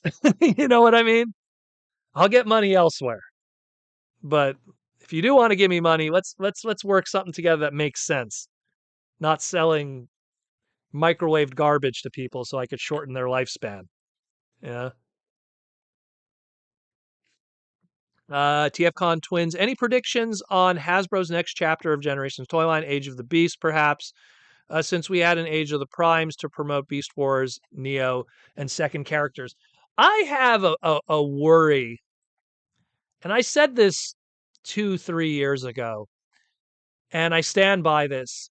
I said that if Rise of the Beast was successful, like really successful, it would dictate what would be the next year or two of Transformers. Meaning, like if Rise of the Beast did really well, that they would pivot more to that 90s Beast Wars era of audience. What's unfortunate, and it's really sad, really, really sad, and I still remember this number in my head because it's that sad. Rise of the Beast had a budget of, I think it was 288 I think it was $288,000 of budget, something like that. And excuse me, it was 288 million was the budget. 288 million was the budget, and they made 400 million. Now you say to yourself, okay, it made more than what the budget was and a little extra. Made a good chunk. And according to Hasbro and Paramount, Rise of the Beast was considered a disappointing box office failure. So that's crazy. So they didn't double their money. So that means that it was considered a failure because of all the marketing and stuff. I get that.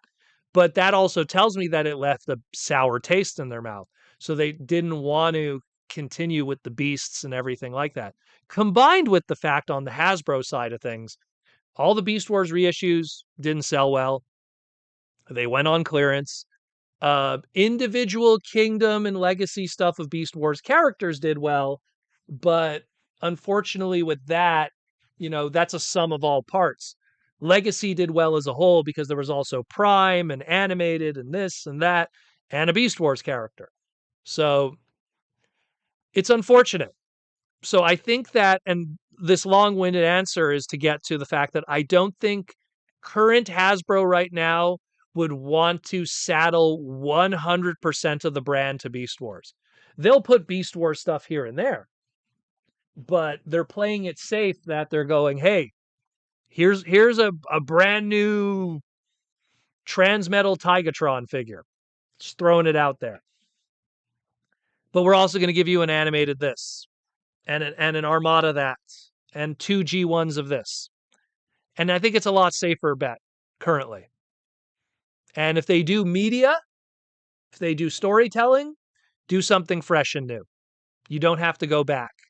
Because, and I'll tell you this right now, if Beast Wars was as important and must purchase as we think it is today, then those reissues would have sold better. Now, you could argue, well, they were too expensive or the quality wasn't the same like the originals. I agree with you. But I think that it wasn't even a must-get item. That was the problem. And that at the end of the day, when it comes to the guys in the ivory tower, I'll always use that term. Whenever it comes to the guys in the ivory tower at Hasbro in Rhode Island, that's the only thing that matters. What are the numbers? It didn't sell well? Move on. That's it. Oh, but the social implications of the price point, move on. That's all they care about. That's all they care about. Were we able to get people to buy our overpriced MSRP items for this number? No? Move on. Oh, but they bought these overpriced MSRP items day one? Keep doing this. That's all it is. That's the simple, unfortunate chorus truth of it. No Velociraptor, no T-Rex, no rat in that movie. No, thank you. Well, again, I'm pretty sure that wasn't a big reason that it didn't do well. I think people just weren't interested at that point. The sad reality when it comes to Beast Wars is and I'm saying the kids. I was a teenager when Beast Wars came out. The kids who grew up on Beast Wars were the same kids that, 1996. Oh, I love Truck Monkey. I love Cheetah Guy. I love Rat Dude. 97. Oh, they have vehicle mode stuff. 98. Oh, vehicle. That's cool. I love that. 99. Gotta catch 'em all, Pokemon. I don't want this anymore. I want Pikachu. And that was it. All of those kids, there was a brief period of time that they were Transformer fans, and then we lost them forever to Pokemon. And Pokemon is doing just fine today. And that's a credit to the power of Nintendo Pokemon, the Pokemon Creature Shop, and everything like that. So Beast Wars has that one thing going against it is the kids that grew up with it, man oh man, that they abandoned the Axelon to get on that of the Pokeball, to join Ash's journey. And they did not look back. They did not look back. So how's Age of the Primes doing then? Are the 13 selling well, full price discount? The only stuff so again, actions speak louder than words. What is going on discount? The stuff that I see personally that goes on discount is the deluxe price point. I find that the deluxe price point, look, anyone that was just here on the top of the segment, deluxes are on sale here in Canada. But look what happened during Black Friday. All deluxes were like blowout, So I think that the deluxe price point is getting too expensive in the minds of the retail audience. So you have people that are the whales who buy it initially, who buy it at full price, they don't care. And then the larger chunk of the demo are a little more wallet sensitive, and I'm going to count as part of that. I'll transparently say that when it comes to like, hey,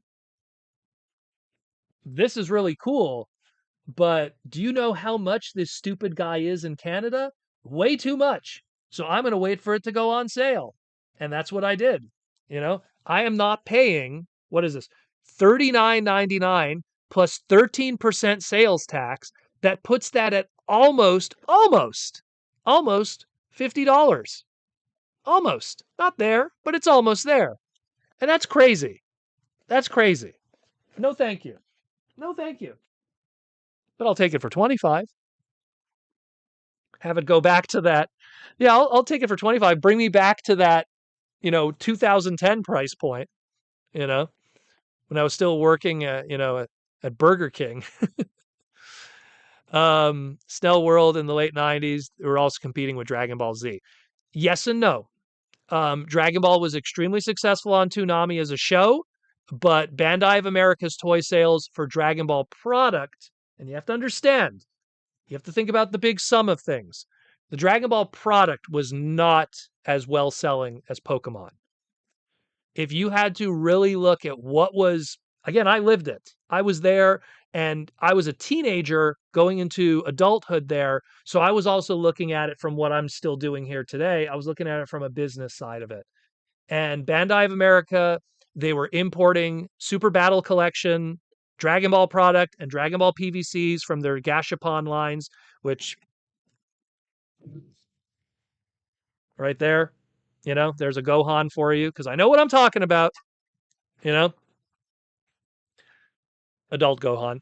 Um, that's what they were doing. It was doing okay, but it wasn't gangbusters. During 1998, 1999, 2000, 2001, there was nothing more important in the world than Pokemon. It was killing, killing, killing. It was insane. You have no idea. No idea. We have a gold super chat from MediaMax. Thank you, MediaMax. Good gold super chat. In my humble opinion, Hasbro should make a show that sells multiple continuity toy lines, acts exile types of dimension hopping shows, crossing over heroes from different continuities. Beast Wars Megatron meets Animated Prime. That right there is Transformers Robot Masters. That right there is Transformers Universe 1.0. Both of those lines, which came out at the exact same time, that's why they're so close together here on the shelving. All my shelving's done by year. Were lines that were about, let's have G1 Optimus meet Beast Wars Megatron, meet Viacon Megatron, meet this guy here from RID, meet this one there. And what do you think this one was? Same story. Now, granted, that had a direct-to-DVD short CG animation that it was Japan only. This only had some comic books that only could be bought via convention websites or through Preview Magazine if you knew someone at your local comic book shop. So, unfortunately, they didn't have that. The problem with doing that, Media Max, the one problem with doing that, and this is very important. Let me ask you this. Are you writing it from a standpoint where the audience has to already be educated of who all these dimension hopping people are? That's the problem. Because so if you all of a sudden bring in 5 different characters from 5 different continuities, how much time are we dedicating to even explaining who these people are to the audience? Always write as if the fact that they don't know anything. You do not write a Captain America movie going, well, everyone knows who Red Skull is. Red Skull's been around for 80 years up to this point. How do people not know who Red Skull is? You can't write a story like that. Everyone knows who Captain America is. He came out in 1941. Come on, how do you not know who Captain America is? You got to tell that story, even if it's been told 100 times before. Actually, it probably hasn't been 100 times before. There was only like a couple animations and movies. But the point is that so you have to ask yourself, are you writing it for an audience that's already educated, or are you writing it for a mainstream audience? Well, you're writing it for a mainstream audience. Then how much time are you dedicating to getting people up to speed that these different dimension hopping characters are important? Because if the show is not excited to tell you about it, then why are you excited? Why should you be excited? It's great for us. Writing something for hardcore fans is always great, but writing something for hardcore fans is also the first thing to do if you want to completely destroy your chances of getting the big money. There's the greed of you want the big money, but big money also means it could continue. The success of the Michael Bay movies gave us much more of classics, universe, and everything like that. Without those Michael Bay movies, aiming for the mainstream audience and poo poo caca jokes and boobies and everything, no offense to people who love the Michael Bay movies, but the success of those movies gave us and gave Hasbro the confidence to do Universe, Generations, and better movie toys, better masterpiece toys, better this. So you have to have that to fuel that. So that's a big proportion of it that too many people don't think about when it comes to storytelling. And I don't want to brag, but it's kind of what I do to make money too. So when you write something, so the biggest criticism that I get from this is from the hardcore Mega Man fans because they go, "Oh, it's just the story from the video game." You're right. The video game that came out 31 years ago. So, am I retreading something from 31 years ago? Is that considered bad? You have to. First of all, there's original content in here. But the point is that the average person who is just revisiting this brand for the first time, they remember playing the Super Nintendo game 30 years ago. You want to give them that warm bowl of soup, that old feeling. I remember this. This is great. Oh, I remember this. In the same way that people just now in this exact same live stream were asking to redo Beast Wars. Wouldn't the hardcore fans get bored of that? I saw this already. Oh, this is just Power Surge with Pterosaur. I've seen this episode. This isn't new to me. It's just new animation. You understand what I'm getting at? You got to balance that line of making the hardcore fans happy, but you got to feed that 80% mainstream audience. And if you don't do that, you are going to fail. It doesn't matter how good the material is. It could be the most amazingly written, awesome, deep cut Transformer show ever. If 5 people watch it who are hardcore fans and the other 95 flip the channel to watch soap operas, you lost. You lost. And then you go from being the greatest thing of all time to a cult classic. And to me, a cult classic is the nice way to say you failed, but at least the fans like you. But you failed. No one calls RoboCop a cult classic. It was a extremely successful sci-fi action movie. The Last Starfighter is a cult classic. Kind of a fun movie, but nobody watched it. You know? That's the difference. Where are we at? Transformers 4866. He's got a point. I hope I do. TFCon twins, our head canon for our collection follows the same idea. Well, I mean, look, here you go. Here's my crossover universe. There's all the continuities. They're all having a war right now. There's all the pretenders fighting, and then there's the Micromasters, and there's Plush Hot Rod, who's the god of them all. I don't know. I'm just making stuff up. Um, there's talk of a Last Starfighter reboot. Well, you're gonna see you're gonna see a lot of old movie franchises getting reboots and stuff, primarily because they don't have a platform anymore to refresh a trademark and keep a trademark alive like they used to. It used to be back in the day, oh, a trademark's going to expire? It's been 4 years? Quick, put out a 25th anniversary DVD with like no extras on it and ship it to every Walmart for Breakfast Club or The Last Starfighter or Death Becomes Her. I'm just think of a random like comedy movie, you know? So it's you know, you have to understand how the industry works.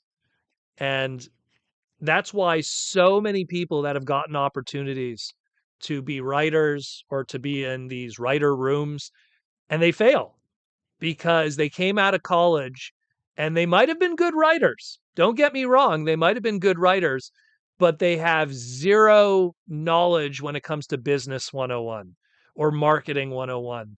And to me, that's so much more powerful and important. Pokemon isn't rocket science.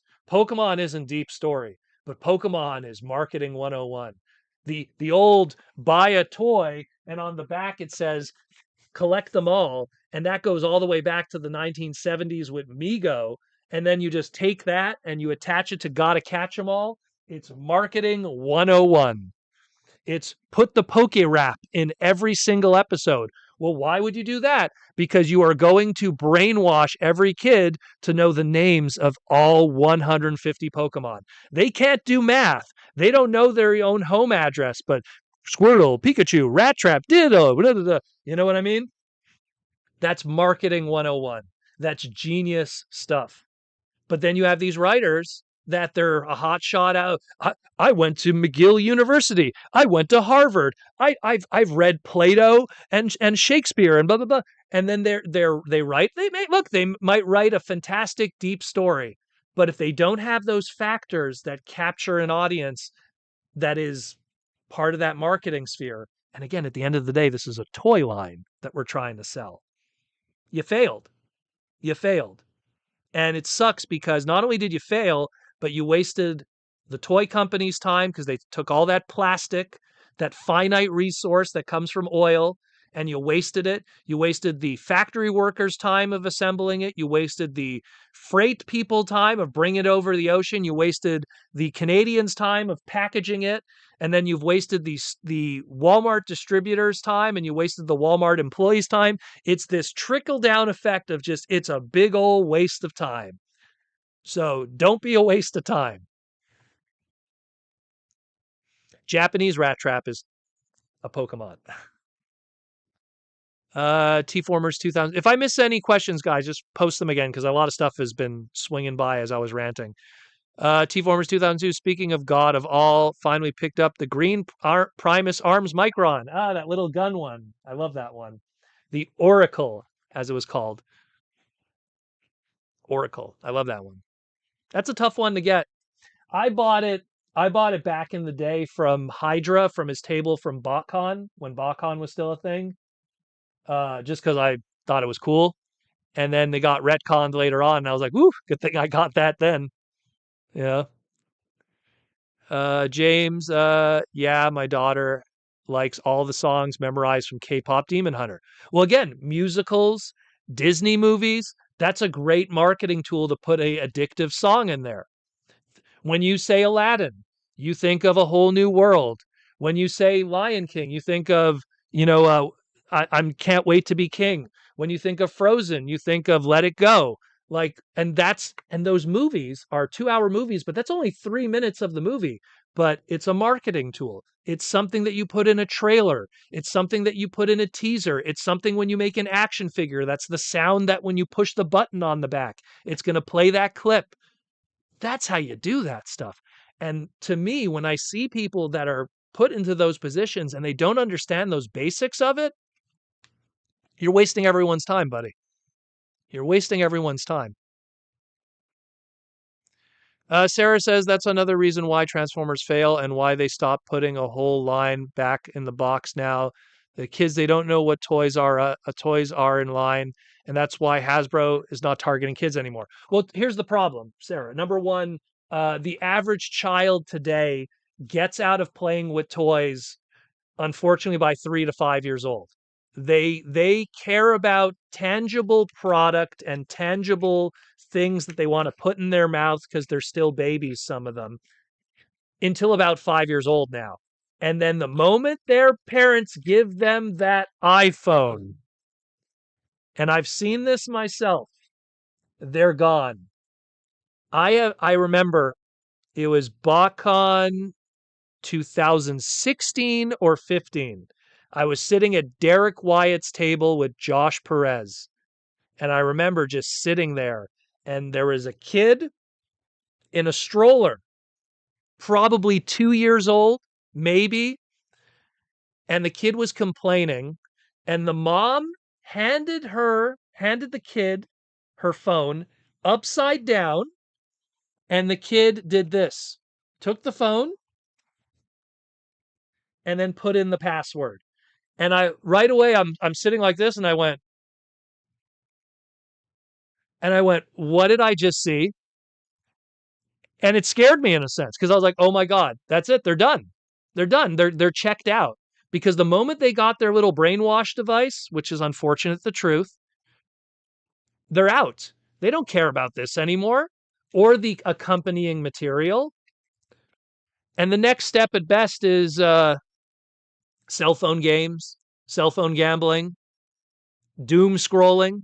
Doom scrolling is, I don't want to name names, but some of my friends, their hobby is doom scrolling. That's all they do.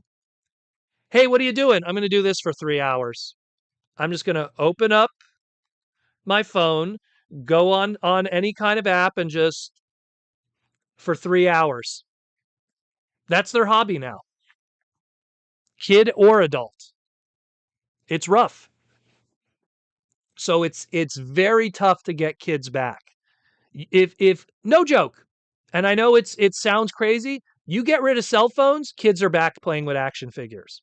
Even with video games still being a thing in the background. Video games were always there. The Nintendo was no bigger than it ever was than in the 80s. Nintendo was huge in the 80s. Nintendo was huge in the 90s. Nintendo was huge in the 2000s. But toys always sold well. But the moment something was created to truly distract the mind and not have patience anymore and warp everything else, that's the secret right there. Video games were always there. That's the difference. That's what was not there for 3 decades. And that's a big difference. Social media and that. It's the same thing. Sports. My goodness, kids don't play sports today. They don't care. Cringe McCringle, my mom doom scrolls and it bugs the hell out of me. My mom doom scrolls. My mother is, I'm not going to say her age because she'll probably get angry, but my mother is an older individual. Okay. As she would. As someone who had a child in the 80s, you could just do the math. Okay. She's an older individual now. And she is living on her phone, doom scrolling nonstop. Mind you, she has a giant iPad. When the eyes start to go, you use the iPad instead of a small phone. And that's all she does. And that's her generation. It's like poison in a sense. It's crazy. You have to be able to control that stuff. Don't put those apps on your phone. That's it. Do what I do. I have a big screen here, and then I have literally the podcast is being done on a laptop. Okay? So I have my main computer that I use for work and stuff and editing, and then the podcast and the live streams and this are done on a laptop. Try to reduce your consumption of that stuff to when you have to sit in front of a computer and only have the phone for more of an emergency kind of thing. I will, full transparency, I'll install those apps when I go to TFCon because how am I going to communicate with people without Facebook Messenger? How am I going to communicate with people without Discord?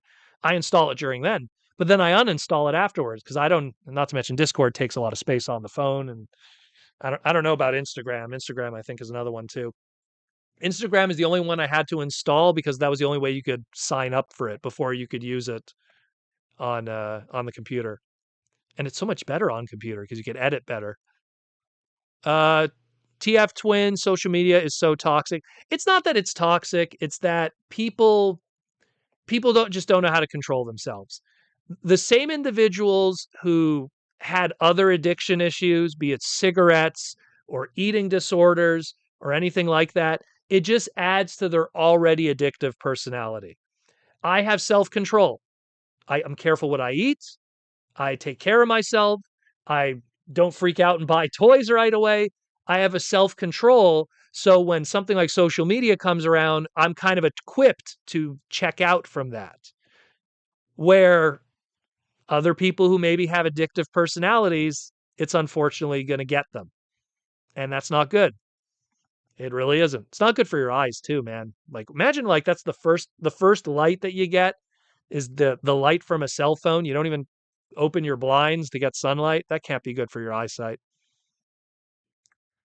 Sarah, if you said the kids don't want toys anymore, explain me why the best-selling Mattel toy for boys last year was a fat man in blue shirt, yeah, blackjack action figure. You just answered it yourself. The best-selling toy from Mattel was based off of a movie based off of a video game. If those two things, if that thing was not based off of a video game, no one would have bought it. And it was, and by the way, sorry, Sarah, that was not the best-selling toy by Mattel that year. Not even close. Not even close. The Minecraft toys, I think they placed fourth in sales for 2024 and 2025. Because I know that the Barbie stuff was doing really well that year. They did a whole bunch of Barbie things. I pay attention to this stuff religiously, you have to understand. But the point that you bring up Minecraft, are you divorcing the fact that Minecraft is a video game that people are obsessed with? Like ridiculously obsessed with? It has nothing to do with being fat Jack Black. It has to do with, and by the way, another thing about that Minecraft movie, what was going on social media with the Minecraft movie? Chicken jockey, and people recording it. It was all a meme. It was all the meme culture, the cell phone culture. It was all tied into that. It didn't get it. There's no success of that Minecraft movie existed because it was toys. It existed because of all the other stuff. Some kid, I think Barbie movie was 2024 or 23, which was separate from the Minecraft. But that one did insane. That and the Mario movie were fighting it out. Hot Wheels does great because there's people over the age of 50 that haven't moved on yet. I'm sorry. That's my father. I will tell you that right now. That's why Hot Wheels still exists. I promise you, if I could get the numbers, I'd have to say about 90% of people buying Hot Wheels have gray hair. That's all I'm going to say. That's all I'm going to say about that. I was seeing people buying Hot Wheels in bulk back in early 2000s. I would show up to a Toys R Us early in the morning with my friend Josh, not Perez, different Josh. I'd show up with my friend Josh to get early Energon toys, and there'd be guys who were in their 50s back then waiting outside with us to bum rush the Hot Wheels section. Uh, TFCon twins, sorry, the chat text auto corrected me. Social media can be toxic. Yeah, proto wisdom comes from being able to control how much you absorb and view. Look, but it's with anything. Balance is anything in life. You're allowed to have a bag of chips, but you just can't have it, 7 days a week. Same thing. You could have a hot dog, just don't have a hot dog 7 days a week. And you could go on social media. You just don't need to like make it 99% of your day. Look at my social media. Like I post maybe once a day, at most twice. That's it. But then there'll be people, heaven help them, they post once every hour for the next 18 hours. That's kind of fucking sad. It really is. That's sad. And you can literally see that. You could just go like 13 hours ago, 12 hours ago, 10 hours ago, 9 hours ago, 8 hours ago, 7 hours ago. Go touch grass. Go out, my friend. Go for a walk. Do you know how good that is for the mind to go for a walk? Put your body into fight or flight mode. Do you know how healthy that is for you? That's so much better. But anyways, I'm not going to get into that. Minecraft movie is like the Rocky Horror Picture Show of this generation. Well, Rocky Horror Picture Show still to this very day will have private screenings with people dressing up and hanging out. I don't think the Minecraft movie is going to have that in the long run. especially considering the fact people don't really go to movies anymore. But that's a whole other conversation. But I see it had that initial thing.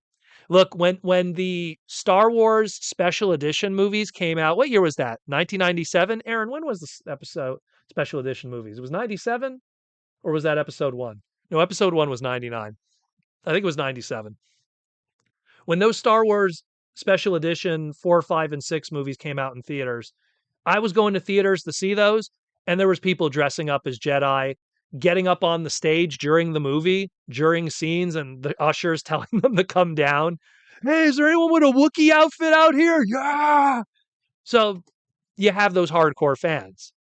So it doesn't surprise me that a meme thing like Minecraft, one of the, like someone said in the chat, one of the greatest video games of all time in sales, would also share that kind of, love. I went to see the first Pokemon movie, the Mewtwo movie, in theaters when it first came out so I could get that free trading card. And here I am. I was 15 years old, high school, 15 or 14. I think it was 15. And there I am sitting with kids that were probably like 7, 8 years old. And that Pikachu's Vacation movie, like micro movie, played before it in theaters. And I remember just sitting around. All you would have is a Pokemon would appear on the screen, and all the kids would say the name of that Pokemon. Again, perfect marketing and indoctrination. Here comes Onyx. Oh, Onyx, Onyx, mommy, look, it's Onyx. Here's Eevee. Oh, Eevee, Eevee. And here I am going like, oh no, maybe I've made a mistake. I'm like the only adult here. Well, not adult, I was a teenager. But the point is that you had that social, loud interaction from the audience because here's this brand that's bigger than anything we've ever seen before. So we are at the 2-hour mark.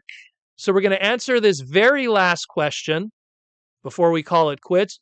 James Hopkins wants to know, Proto Man, what's for dinner? So me and the wife went out today. We did our toy shopping. We did our food shopping and everything like that. We went because Chinese New Year's coming up. So we bought a whole bunch of stuff.